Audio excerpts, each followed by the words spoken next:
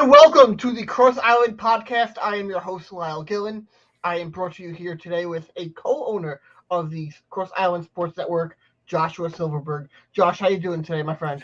I'm doing great, man. Listen, I mean, if you want to get into what we saw yesterday, that's a whole nother story, which we'll get into.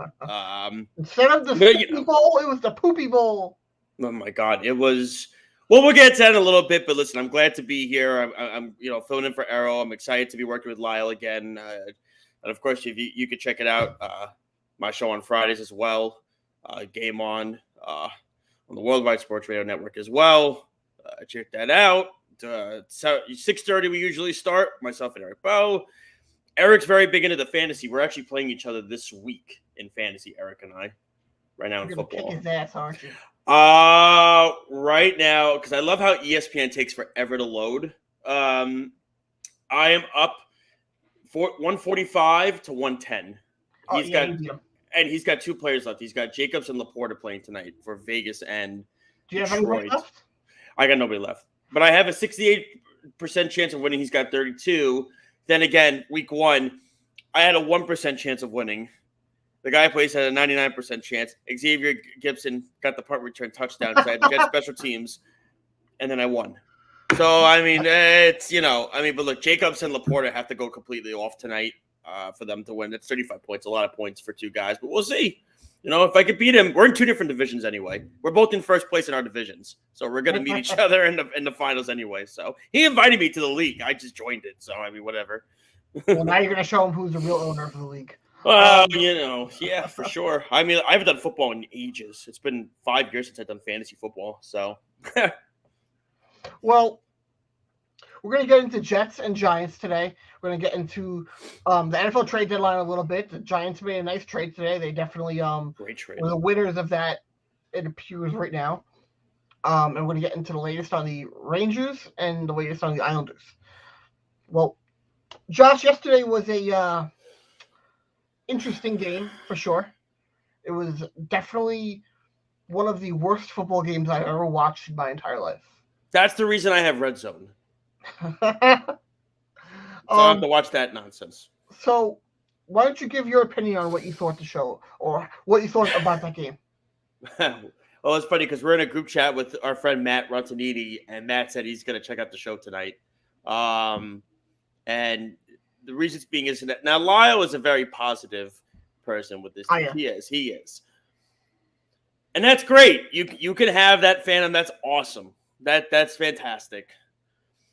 I try to be as realistic as I could possibly be. Yesterday was complete and utter garbage. And if you're a Jet fan, you're thanking the heavens above that you won that football game yesterday because Tommy DeVito almost beat you with -9 passing yards, might I add. And the Jets almost lost. No. They didn't almost beat us. The Jets almost beat themselves against the Giants. But again, the touchdown was caused because they allowed that drive to continue twice with dumb penalties. Yep. And the field goal that they gave up was caused by the fumble.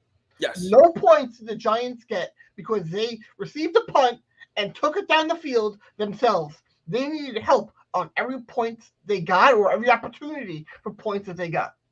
See, it's weird, right? Because when you look at the New York Jets as a whole, and I'll get to the Giants in a little bit, the New York Jets are an interesting team, right? It almost feels like they play up to their competition, but then they also play down to their competition. So they play up against Buffalo, they play up against Kansas City, but then they play down Denver, the Giants, so on and so forth. They up against the Eagles. It's weird, right? By the way, I hope Zach Wilson enjoyed his bye week with his girlfriend picking apples in Utah. I hope that was worth it. Because I don't understand why everyone's crapping on him. He has a vacation. Every player goes away somewhere. No, of course, but it's also the hope is, and I'm going to be point blank honest with you, it doesn't feel like he did enough film watching during that break, which he should have done. He should have done a little bit. That's number one. Number two, Nathaniel Hackett. How do you know what film he watched? I have no idea what film he watched because he looked worse than he did the week before. Watch enough film. He looked worse than the week he did before. Yesterday was a complete. But you're going to say he looked worse than the week before when they were on their fourth-string center. Yeah. And it had a tackle playing guard who never played guard before. All right, so let me.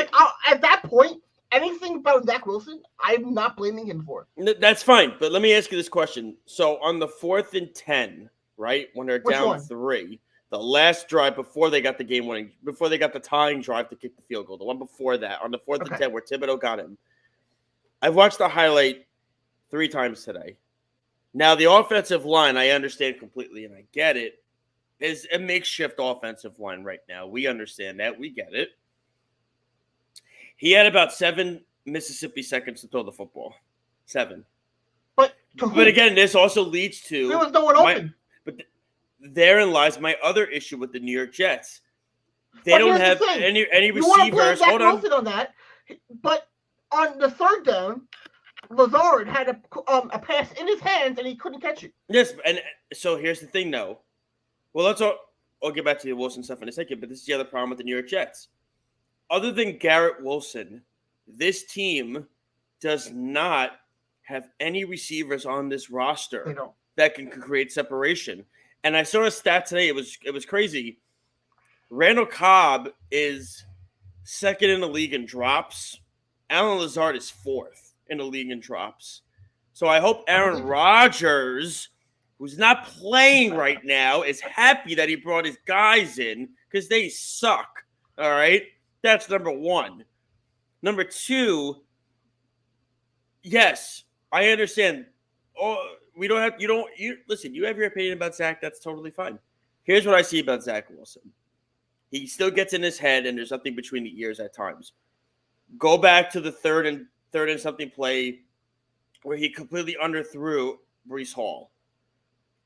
It hit him in the toes, which is something that he did last year. They even said it on the telecast that it looked like the ball slipped out of his hands. Oh, you're gonna listen to Tiki Barber and Matt Ryan about being an analyst.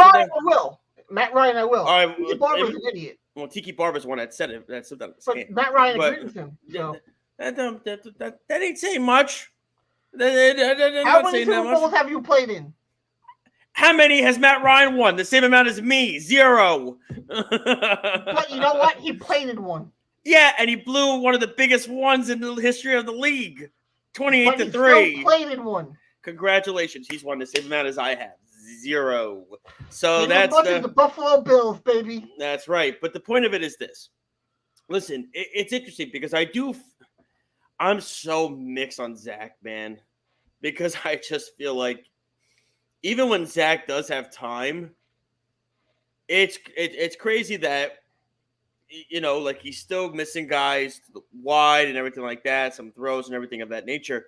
But it's just also funny that Nathaniel Hackett, who all he did was insult the 3rd down plays on the offense, and they came out and they were 1 for 19 on 3rd down this game, which is absurd. That's a crazy number. 1 for 19 on 3rd down. Can you believe that? Think about that. That is atrocious. They were 2 for 15. Okay, 2 for 15. 2 for 15. Still horrible. The Giants were 2 for 19. Okay, so I had the numbers kind of close enough. But the point of it being is that either way, both teams sucked at it. The point of it is this. I've actually never even seen both teams having almost 20 3rd down opportunities. Yeah, because there were a ton of 3 and outs. Yeah. That was a problem. But the point of it being is this. The frustrating thing is there's a lot of issues with this offense. From the receivers not getting open to the drops to the lanes that were not created in this game. Now, give the Giants defense credit. Thibodeau and Lawrence and those guys shut everything down. They did. Kudos to them. Zach Wilson, I think, sometimes does get in his own head where I wish what they would just do with him, and I don't know if you can do this for a whole game, is run a 2-minute offense. But I just don't think I think the Buffalo Bills used to do that. What, with Allen?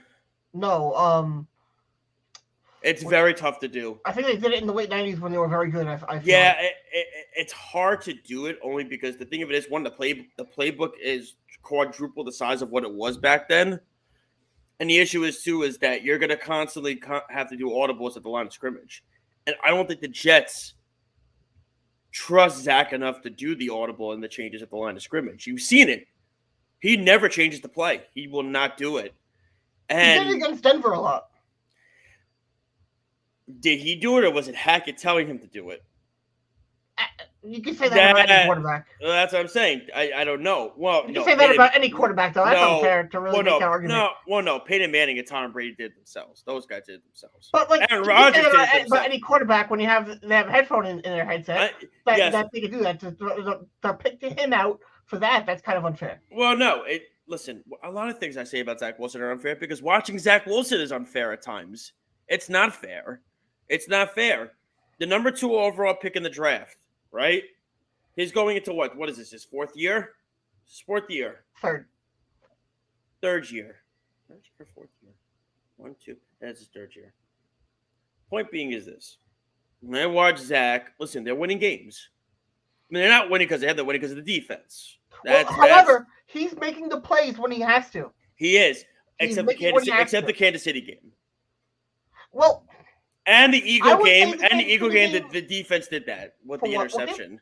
The Eagles game where Dean got the interception. Yeah, but then he had to make the plays in the Eagles game to get them into that position also. They had to fight down there before that.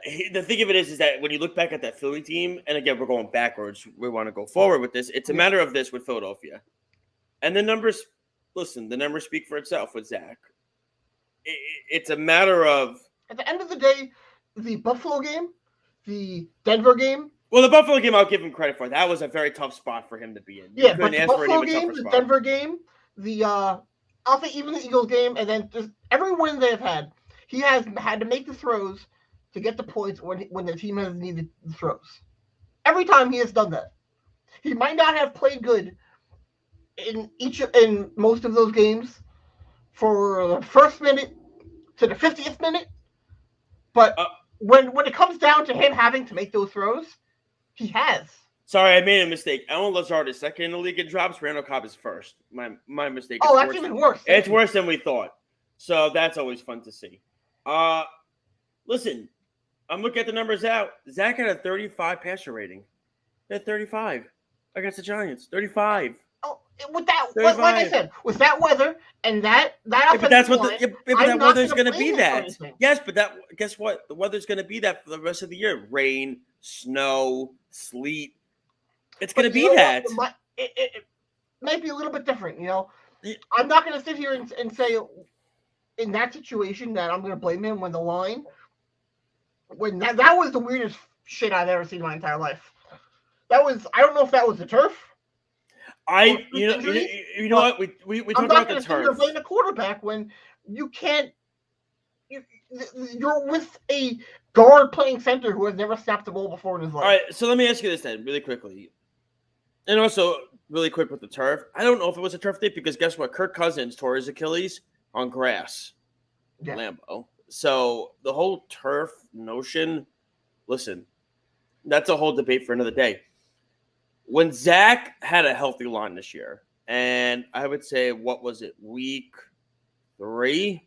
Where did they play week 3? I think they lost. They lost to Dallas. New England. That was a New England game. They had a healthy offensive line. Healthy. The healthiest they had Tippmann, Tucker, McGovern, who, by the way, is 32 out of 32 in Pro Football Focus. McGovern. I don't care about PFF when. I mean, you should because his passing numbers are atrocious. Schweitzer is better than his. Schweitzer is better. When last year, when they changed multiple grades, when the players called them out or fans called them out, to me, they lost all credibility after that. Well, listen, you could say it, but guess what? People tune into it, and they watch them, and they read them, and they read them. That's fine. But the truth of the matter is this. Well, first off, I've hated McGovern for the last 3 years. I think he's awful. I'm not a fan of his either. No, he's awful. He's awful. Tippmann's going to be the center. I know Errol wants him to be the right guard, and that's great. Tippmann's going to be the center. Here's what the New York Jets need to do. See where the rest of this year. Now, listen, I'm all for the trade deadline tomorrow. I'm all for checking in on Ryan Tannehill. I'm all for that. You have a competent veteran who's worked with Todd Downing on the offensive staff in Tennessee, now with the Jets. Wait, Was to the trade offensive for coordinator. Tannehill and have him play? Yes, 100%. Why are we benching Zach Wilson? Because have you seen Zach this last game? But see, look what happened last year when the team was winning with Zach. They benched him for Mike White, and then it went to shit. It did go to the team is winning. They benched with Zach Wilson. There's no reason to bench him. Yes. Do you want to know why they benched Zach Wilson? Because he's stuck in. Breece Hall carried that offense, and when Breece Hall got hurt, that was it. The offense was shot. Everything was on Zach's plate at that point. Zach had everything there. It's fair, but you can look at that same thing for last game. Now the Giants had their defensive line is phenomenal. They had a great defensive. They have a very good. Well, they did until they traded Leonard Williams. They did. But they shut down Breece Hall. They did a very good job against a very weakened offensive line, and the offensive line couldn't give Breece Hall gaps to get open in the running game. Which, by the way, because they couldn't get the run game generated, that really forced their hand in the passing game, which then took off. Oh, you can go. I was going to say, listen, 2 points. You want to fix the offensive line? There's 2 free agents you should be signing today. Should have been done now. Ben Jones, center, played for Tennessee last year, and Lyle Collins. Are they both actually staying in shape, though? They're both in shape. They're both free agents. They're both Collins was a Pro Bowler the year before, and you have Ben Jones, who was a Pro Bowler 2 years ago. Then why is nobody signing them? Well, one, because there were injury concerns, but they're healthy now. But I'm willing to take a chance on that than practice squad players. That's I would too. I wanted Ben Jones in the offseason, remember? Yeah. Well, the thing about Ben Jones is this: the problem with Ben Jones in his career is that he's had a good amount of injuries. But he hasn't played a full season. Now, I go back to this whole thing. Listen. You can say whatever you want about Zach, whatever. I'm not a Zach guy.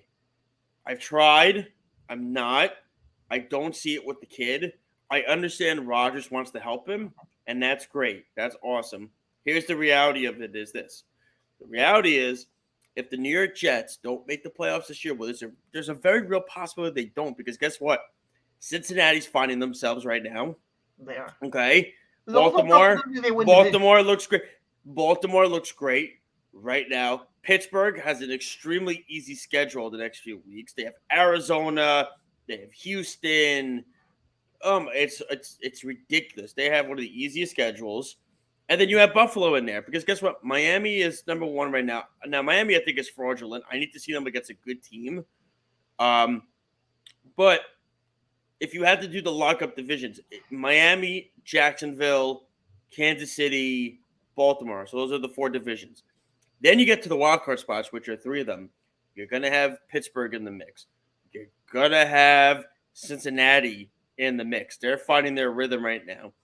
I know the Chargers stink. But the Chargers, of course, with the talent that they have, I think Staley's a bum and should not even be the head coach.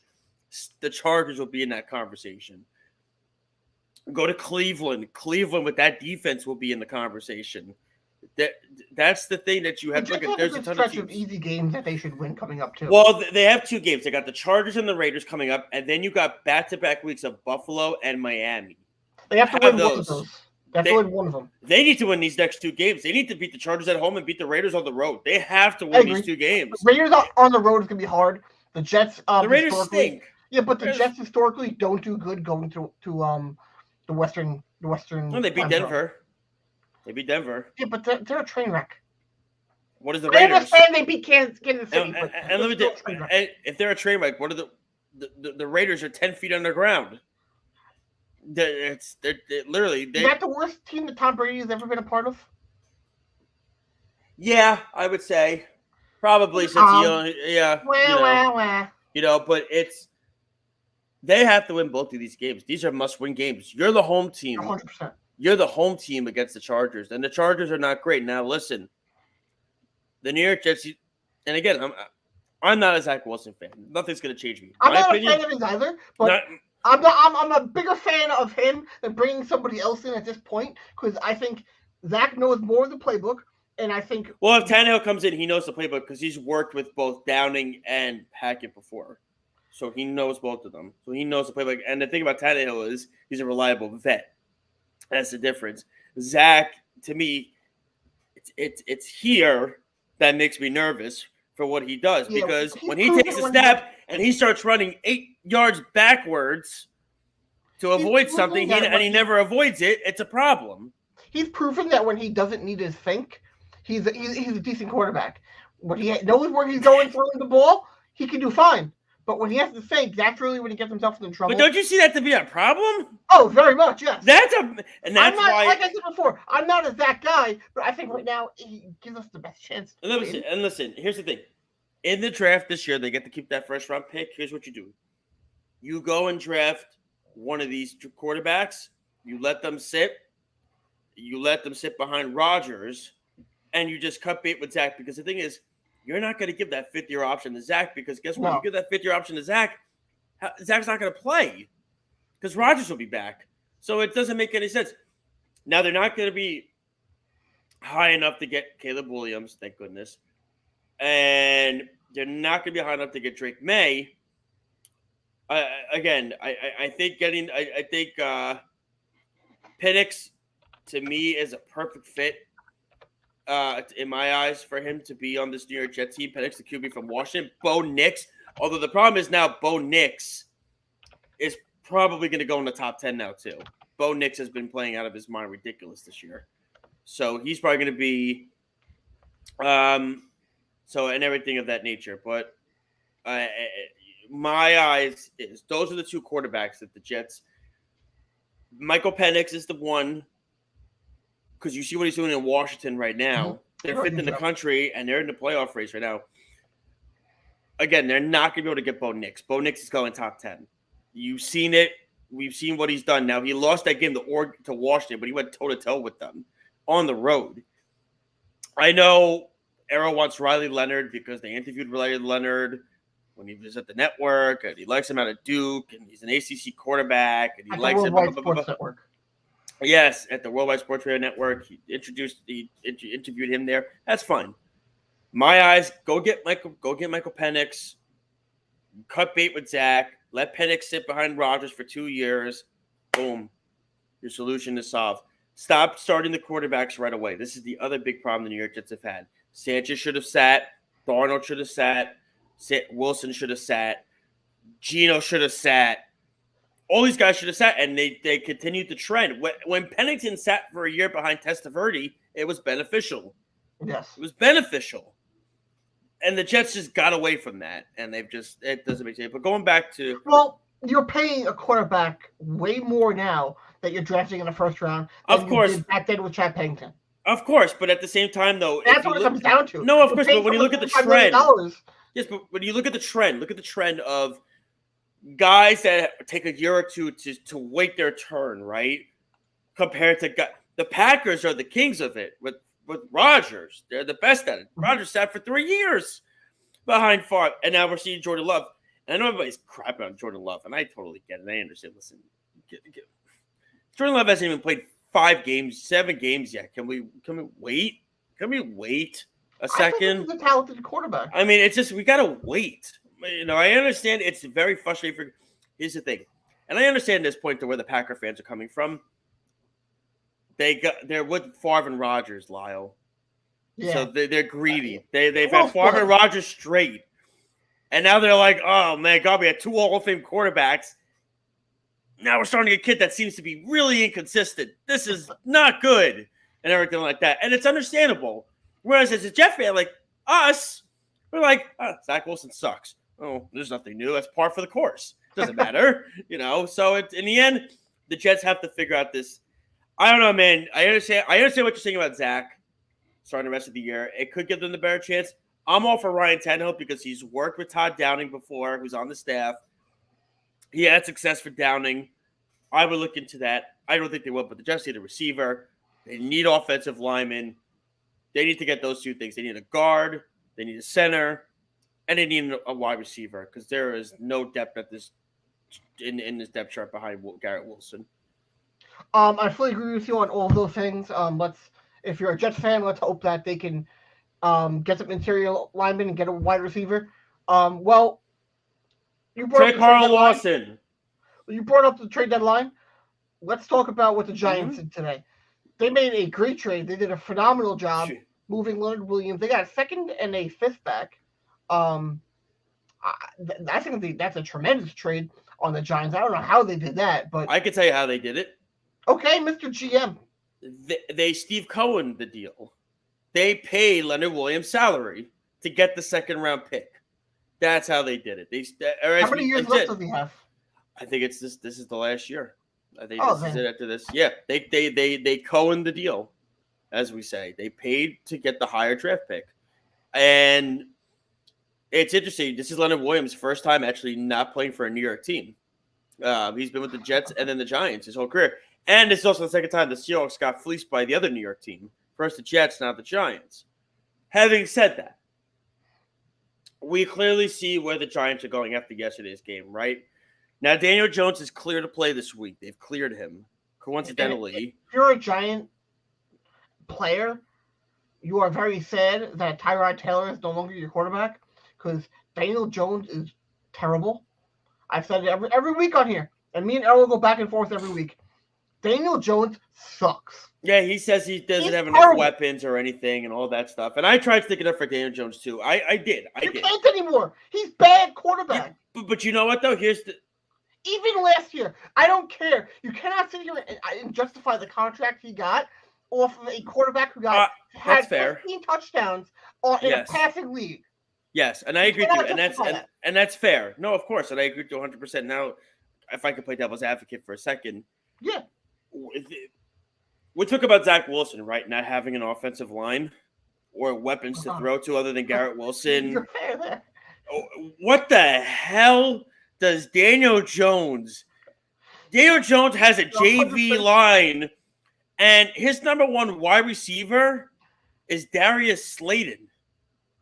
Yeah, at least the Jets have Garrett Wilson to salvage something. The Giants don't have anybody. What's impressive is that Barkley is still rushing for over 100 yards every game. Of course, and that's the other problem I have with the New York Jets defense yesterday. What the freak was that yesterday? They knew it was going to be a run the rest of the game, and they still gave up 131 rushing yards. What the hell?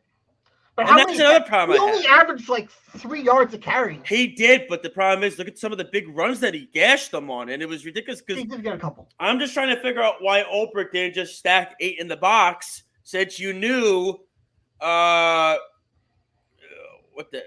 wasn't going to throw it. You knew he wasn't going to throw it. So why didn't Ulbrich and really quickly back to Jets quick? The Jets are going to lose Ulbrich to a coaching job, by the way. They are going to lose him. They will, which is he does. It's just horrible. It's going to suck. Hopefully Sal takes over the play calling then. But I digress with that. What the New York Giants did was they completely fleeced the Seattle Seahawks in this. They got a second-round pick and a fifth-round pick for this coming draft. Now, I have to make sure I trust Joe Shane in the draft thing. Because he draft now, listen, Evan Neal has been absolutely atrocious. But maybe Kayvon Thibodeau had his coming out party yesterday. Could get him going. He absolutely decimated that New York. Mekhi Becton has been great for the Jets all year at left tackle. He has. He's been Thibodeau. No. He's been really stable and good for them.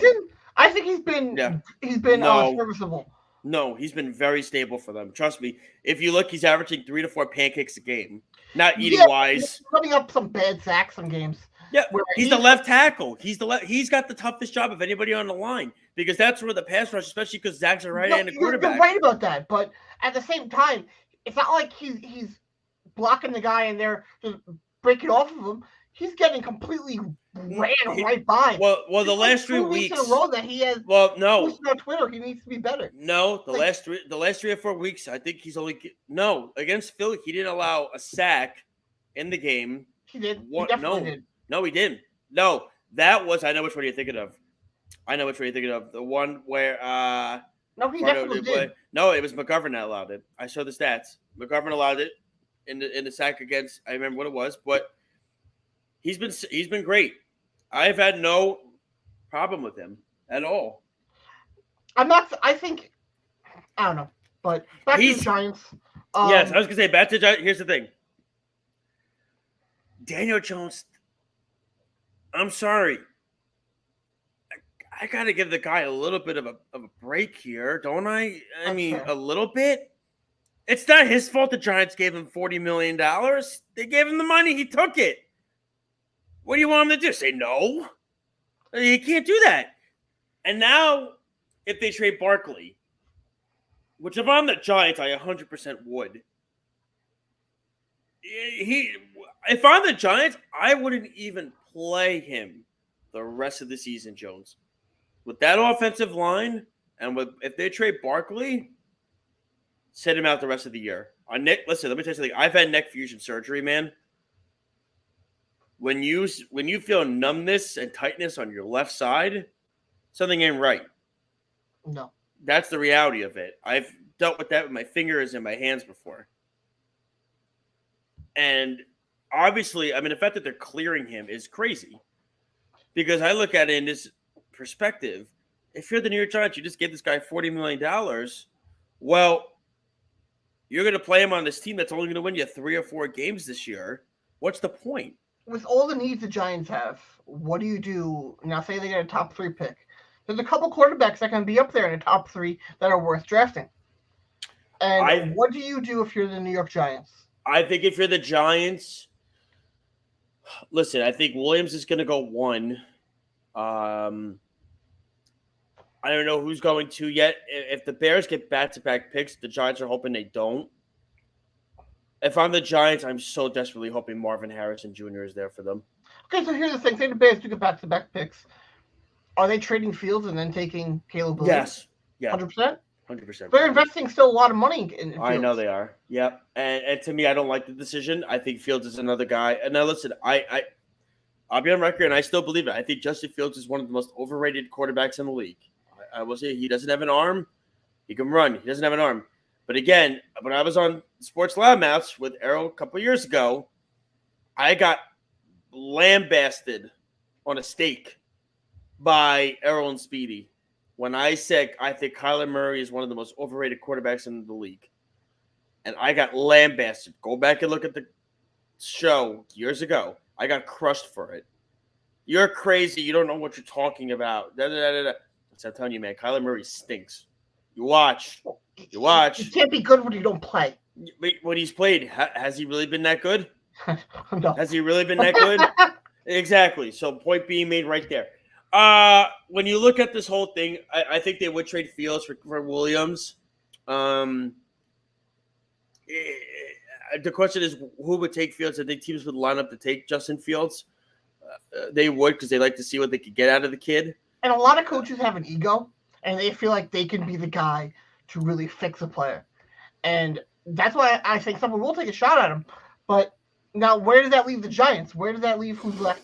Where would they go in that situation? Do they go offensive lineman and try and build some of the trenches out? I think that's probably the smartest bet with how bad they would have to. It would, but again, I think if you're the Giants, what you maybe could do, and it sounds crazy, you could trade up with Chicago. I know it's just one pick.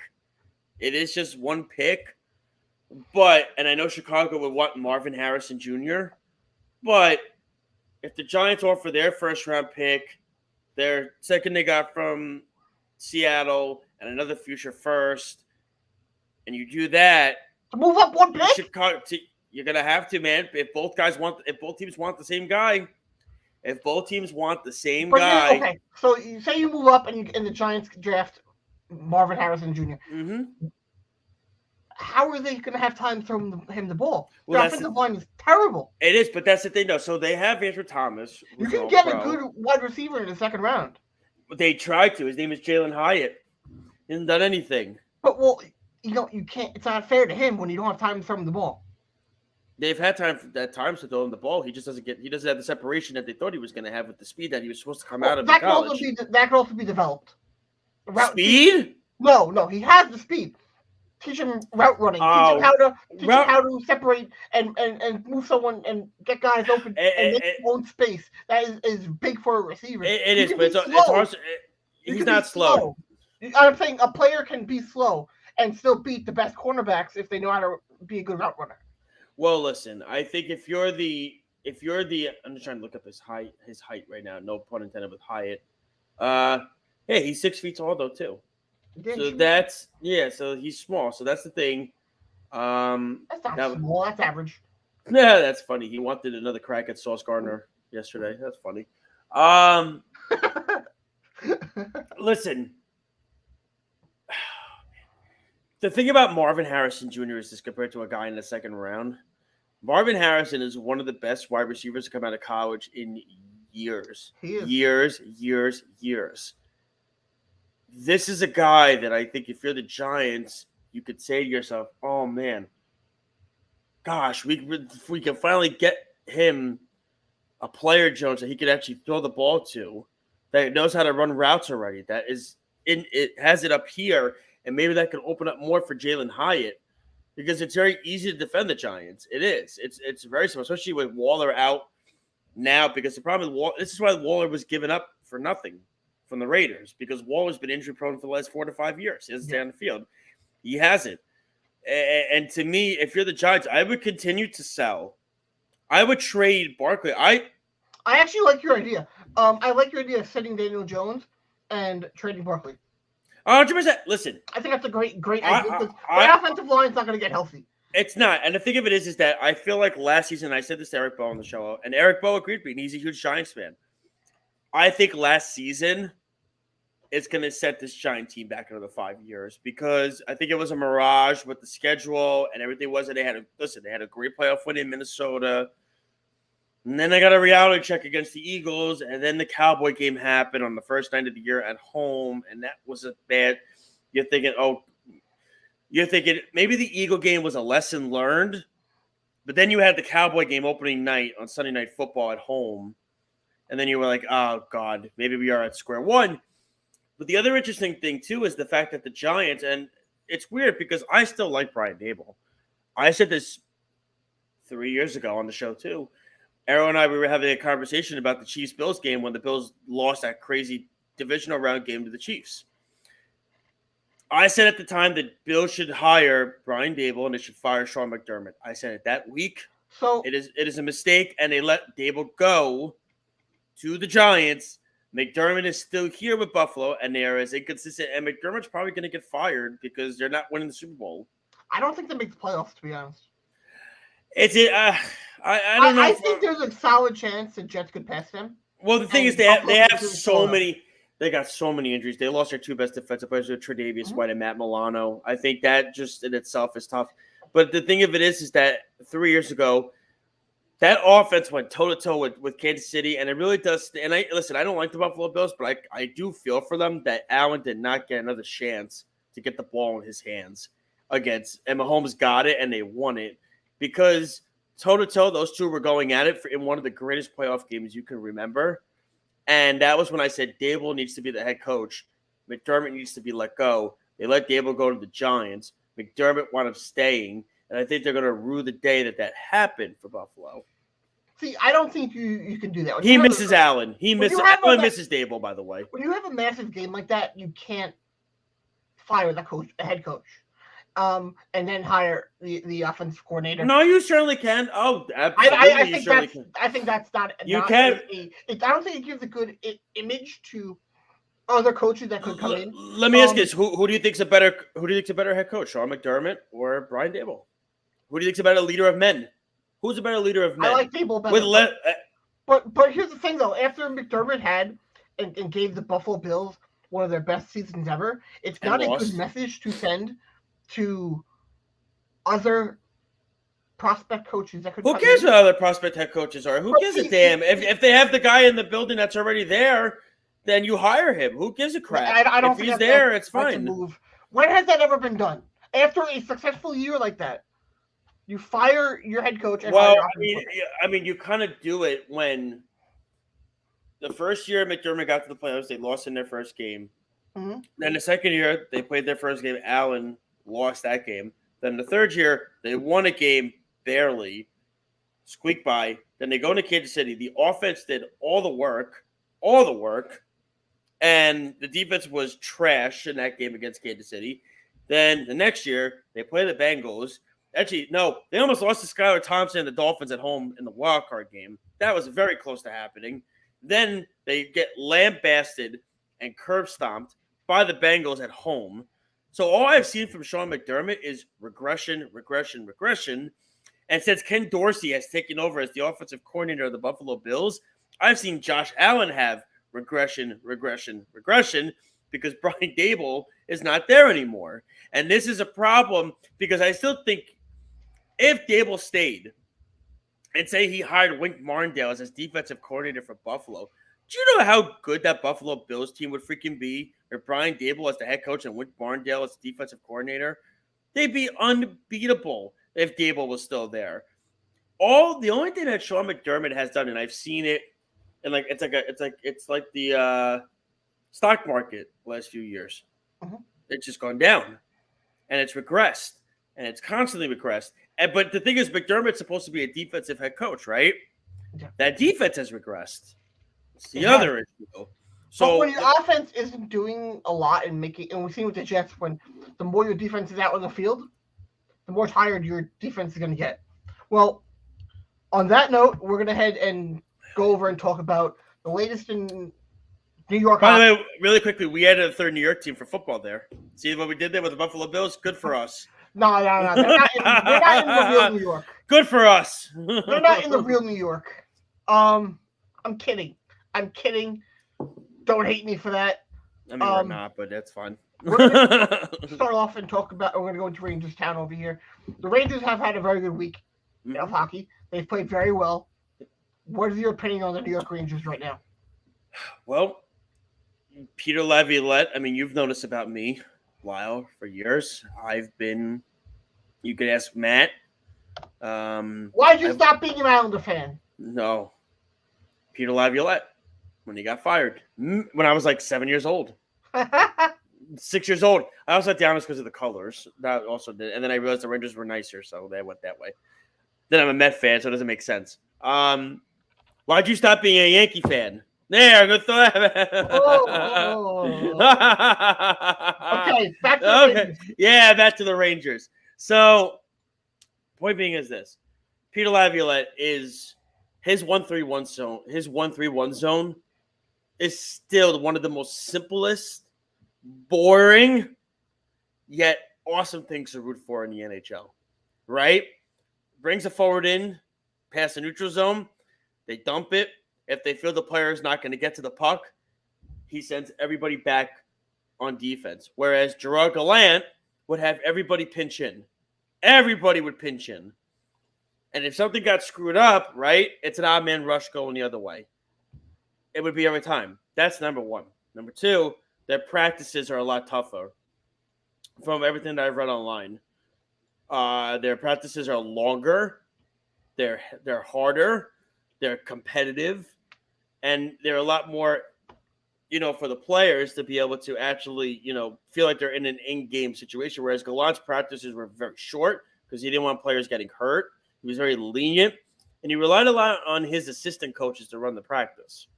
Whereas Laviolette has his assistant coaches, but he runs the practices because he's the head coach, okay? The head coach is supposed to run the practice. So I've loved the system so far. I mean, the system is exactly like what Carolina's is for Rob Brittamore. Same system. Because who did Rob Brittamore play for in Carolina? Play for Laviolette when they won a Stanley Cup. It's the same system. It's ran the same. They plug the neutral zone. They don't let you get past the blue line, and they block shots like crazy. Shesterkin doesn't have his legs fully in yet. We've seen Igor have a slow start the last couple of years. Yeah, it happens. He'll be fine. Jonathan Quick. I wouldn't be worried about it. No, Jonathan Quick has shocked me. That's what surprised me. I didn't think that was going to happen. Listen, though, when you have a backup goalie, sometimes they will pull out those games, but you have to understand what you have. You have a goalie who has reliably had a save percentage that has barely hit 900. Mm-hmm. Most of the time, been under 900 the last few years. Also, and 37 years old. Average of about 3.5 for a few years there. You should know what you're getting. Of course, 20 to 25 games. Jonathan Quick can be at best serviceable. Yeah, of You course. should not go into it. And I had this discussion with Errol last week. Don't go into there worrying about his save percentage and No, his goal not a against backup average. goalie. He's a Not backup goalie. goalie. You want to care if he can pull out a win. Yep. Who cares if he lets up 4 goals a fucking game? Yeah, I don't care. No, it doesn't matter. If you can win a game when he plays, that's what you want. You want him to be able to come in there, give your starter a day off, and pull out a win. And the other thing too is, the big thing about with Quick is, right.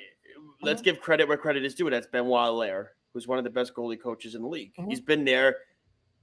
I think this is his 5th different head coach that he's been under. The Rangers, it's like a mantle. You must, as a head coach, keep him on the staff. No other option. Why wouldn't you, right? Like what he's done with the work he's done with Lundqvist and Shesterkin and those guys. Like, why would you get rid of him? But it's interesting. He showed during the preseason, he saw Quick was struggling because Quick had done what he was getting out of the net like he used to do back in the day. And Benoit Allaire ran a hour-and-a-half video session with Jonathan Quick, just the two of them, and was showing him highlights from way back when he won the Cup with the Kings. This is you out of control giving up goals. This is you when you plug on the blue line. All right? When you move up and you block the crease and you don't get out of your net crazy and you plug it because you have a big body. Just plug it that way. And so far it has seemed to work. Again, like you said, I don't care what the numbers are. I can care less. He's a backup goalie. Yeah, you want him back up to be able to come in for 20, 25 games and be able to steal a win. You don't care about his overall numbers as long as he's not letting up 5, 6 goals a game. If he's letting in 3, 4, and what you get, that's really what you want to. The guy that screwed up, in my opinion, is Halak, because the Rangers wanted to bring him back. He wanted to get paid an uber amount of money from last year, and the Rangers said no, and he's still on free agency because of that. So if anybody screwed up, it was Halak that messed up himself because the Rangers just moved on. They said, okay, fine. You really want us to give you what, $2.5, $3 million? Really? Where would you like us to get that money from? You tell me. It's not happening. Up their ass around. Exactly. And if anything, if they had that money, why the hell would they give it to a backup goalie? That's number 2. Let's not talk about that. Hold on. Oh, I'm sorry. Oh, shoot. I forgot Varlamov. My bad. Well, let's go into the New York Rangers a little bit more. Okay. We've seen some guys benefiting from Lafayette and other guys really still not being able to figure it out. You have Kaapo Kakko having 2 points in 8 games Kakko's so far, had a tough time. And you have Lafreniere, who has been able to really kind of show you that scoring ability of what he was supposed to do. He has 4 goals in 8 games. He's been doing very well. Yeah. Still only 22 years old. Yeah. Then you have Filipino, who has 6 points in 8 games, no goals, but having. Well, look at the line he's also on, though. Look at the line. He's got Lafreniere and he's got Panarin, so he's on a pretty good. 3/4 of a point per game. That's good. You want that. Yeah. Now, I said it the first week and the second week. Chytil is the guy you really need to see step up and become that clear number 2 guy. He had a good step up last year, but he needs to show and produce points wise. Mm-hmm. So far, he's doing that, and playing with a guy like Panarin is going to help give him confidence and to be able to do that if he ever has to be on his own. Now, what are you seeing that they're doing that Kaapo Kakko is not doing? One, I'm seeing them be very aggressive, taking the shots when they need to. That's number 1. They're not trying to be finesse with the puck, and here's the thing. And I like Kakko too. I do. I just wish he didn't try to be so finesse with the puck all the time. The other thing about Kakko is you look at the line he's on, right? The guys that he's on the line with are Zibanejad and Kreider. So Kakko's the 3rd option. I mean, that's just it's not making an excuse. It's the reality of the situation. That's just what it is. You know what I mean? You can't. But the thing is, everybody has been clamoring for Kakko to get top line minutes. He's getting it. The issue is, when he was on the line with Hito and Lafreniere, he was always the guy. He was the go-to guy because he was the shoot first guy on that line. He had the best shot of the three guys. He's not that guy anymore. He's the third option on that first line. So that's I think I want him to step up and be more aggressive. It's just, I think it's just so hard when you have Mika and Kreider, who have had unbelievable chemistry for years upon years. I mean, they're best friends. They've had the chemistry for years, Lyle, forever. They have been the staples that were not traded in the rebuild and all that stuff. They were the guys. They weren't. They've the one that have stood tall throughout this whole thing. It's almost like Kakko, and I hate to say it, it almost feels like Kakko's kind of a third wheel in this whole thing because he doesn't. It's like that's why for years when you had Frank Vetrano on that line with Kreider and Zibanejad. Yeah, of course. He's good. No, he's good. I mean, I think Anaheim way overpaid for him, though. But he's definitely. But he's showing he's a good middle six player. Oh, yeah, but that's the thing, though. Like, you could put anybody with the Kreider Zibanejad line. Like, you can.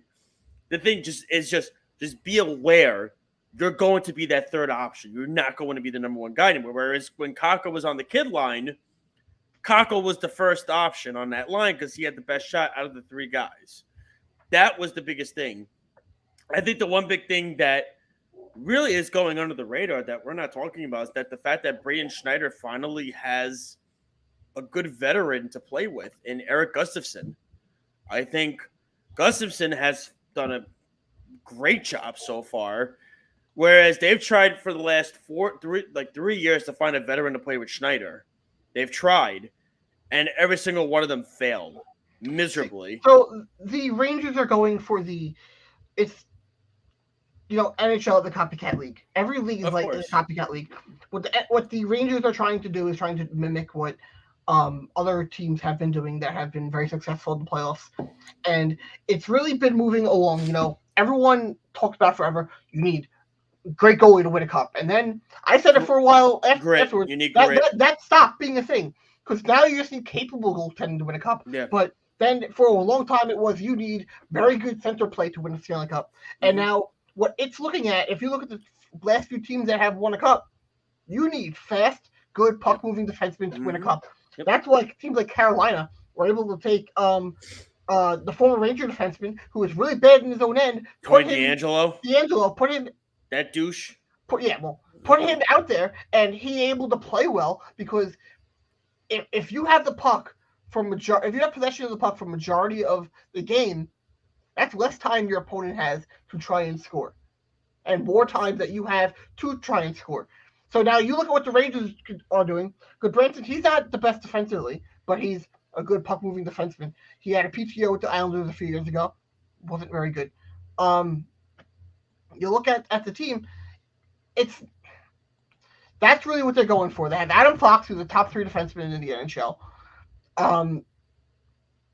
They're trying to play that style. The Islanders are trying to do it too, but I don't think they have the personnel to really do it. I don't think they have the skill level. They're trying to play a lot faster defensively. No. Have their defensemen play a lot faster. Do you like Lambert? Honestly, do you like Lambert? I think if you give Lambert to a team that has the players that he wants to play the style with, he'll be a fine coach. But he's taking a team that was built to play under Barry Trotz. Defensemen that were built to play a different style of play. Noah Dobson. Dobson, no. He's more built to play the way Lambert wants to play. And that's why Sebastian Aho is playing, because his style of play is best the way that Lambert wants to play. But you have Adam Pelech, who's a stay-at-home defenseman. You have Pulock, who should be a good puck-moving defenseman. But since Barry Trotz came in, he has not been scoring goals. Hopefully he can go back to that. Before that, he had like 10 goals a season. He was very good offensively. He's become a good stay-at-home shutdown defenseman now. You have Mayfield, he has some speed, but the thing is he's more of a stay-at-home defenseman. They have guys who are not built to be that really good puck-moving defenseman.